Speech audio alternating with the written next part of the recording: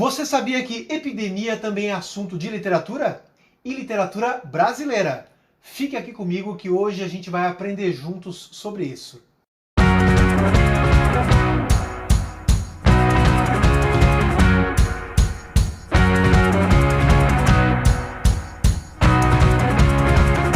Eu sou o professor Alencar e uma das coisas que a gente mais ouve hoje em dia é: estamos em tempos de pandemia. E não é algo que acontece com frequência. Por isso, e por muitos outros motivos, claro, é algo que mexe tanto com a gente. Imagina, a última pandemia foi a gripe espanhola entre 1918 e 1920. E esse tema, galera, tem a ver com dois clássicos das nossas letras, que abordam surtos, epidemias. Eu estou falando aqui de Lucília, de José de Alencar, e Capitães da Areia, de Jorge Amado.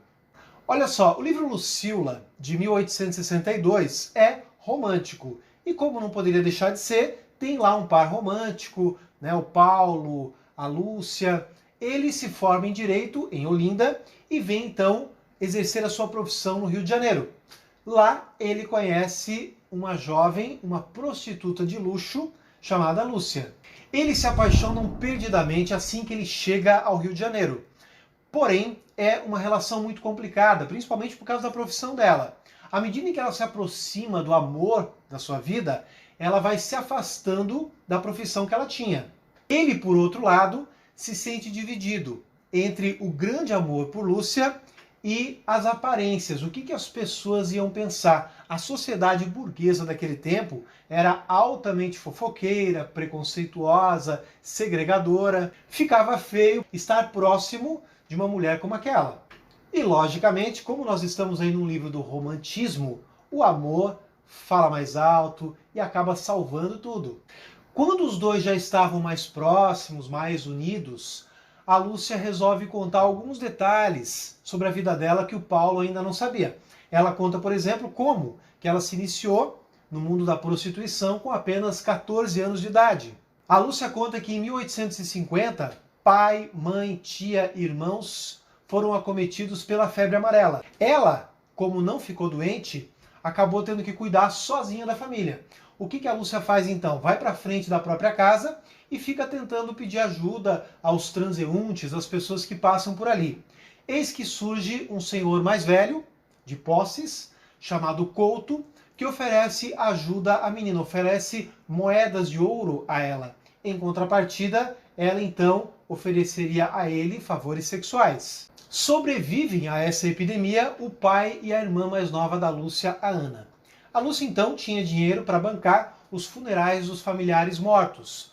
Mas quando o pai percebe que ela tem dinheiro, ele quer saber de onde vem. Ela então conta e o pai fica revoltado com a atitude da filha e expulsa a própria filha de casa. Tudo isso a Lúcia está contando para o Paulo. Ela conta então que a partir daí ela vive sozinha até os 19 anos, até encontrar então o Paulo.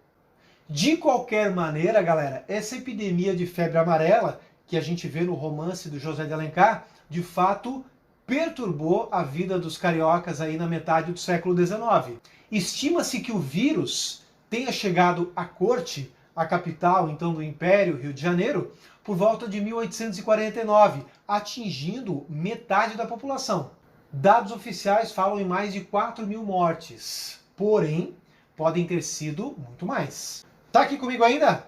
Falta falar de um romance, hein? O Capitães da Areia, do Jorge Amado. Mas antes de a gente começar essa segunda parte, digamos assim, da aula, vou pedir para vocês que se inscrevam aqui no nosso canal, que deem um like, porque vocês já sabem, né? Dessa forma a gente espalha a literatura, democratiza a literatura para todos aqueles que precisam, que gostam.